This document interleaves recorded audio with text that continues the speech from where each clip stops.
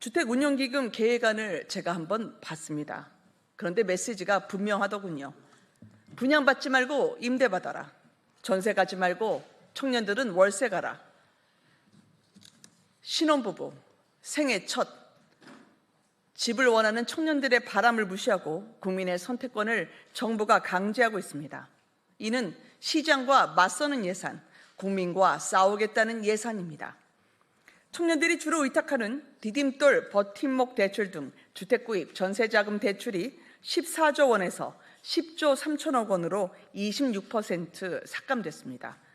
집을 살 때 지원받는 분양주택 지원도 1조 4천억 원에서 무려 70%가 삭감된 4천억 원입니다. 제가 제 눈을 의심을 했습니다. 임대주택 지원금은 22조 7천억 원으로 올해 15조 4천억 원에서 무려 7조 이상 늘어났습니다. 이 중 다가구 매입은 2,700억 원에서 5조 6천억 원으로 무려 1964%가 폭증했습니다. 정책대출의 가장 큰 수혜층은 원래 청년층이었습니다. 아무리 2차 보전 지원으로 보완한다 해도 정책 대출 자체를 줄인 만큼 청년층의 주거 지원은 전세 대신 임대, 또 월세로 몰릴 수밖에 없습니다.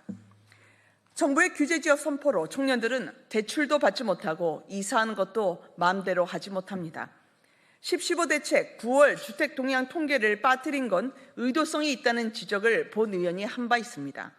9월 통계가 들어갔다면 포함되지 않았을 서울과 경기 10개 지역 주민과 청년들이 재산권 거주 이전 자유 침해를 받고 있죠. 국토부는 그간 대책 공표 전 통계를 사용할 수 없었다고 했지만 본 의원이 데이터처에 문의한 결과 적법한 업무 수행을 위해서는 활용이 가능하다는 답변을 받았습니다.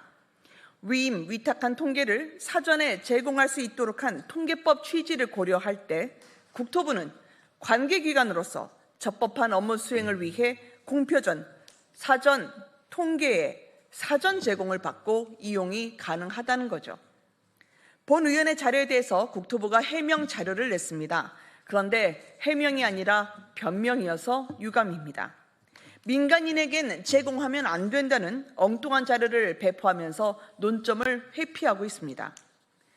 국민의 재산권과 거주 이전의 자유를 제한하는 투기과열지구를 지정할 때는 법적 필수 요건인 통계가 필요한데 그 통계에 변화가 생긴 겁니다.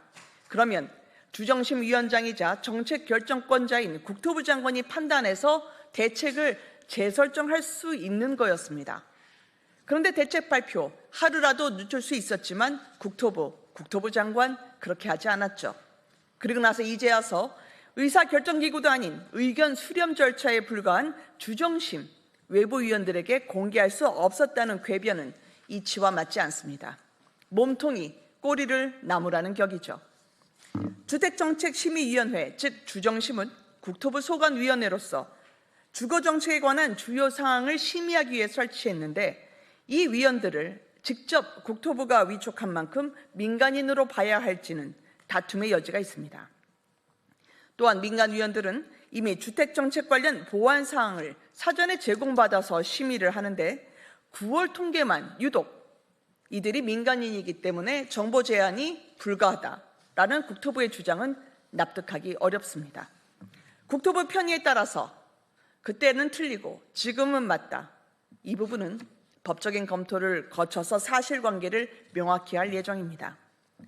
국토부의 추진으로 난데없이 투기과열지구로 된 곳들이 있습니다.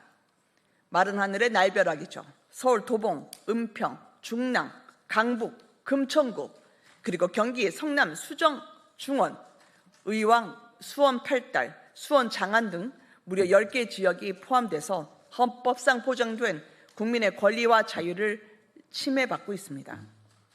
국토부는 10.15 대책 실책을 덮겠다고 엉뚱한 해명자료 내놔서 국민의 눈과 귀를 가릴 생각하지 말고 지금이라도 규제지역 적용을 철회해야 합니다.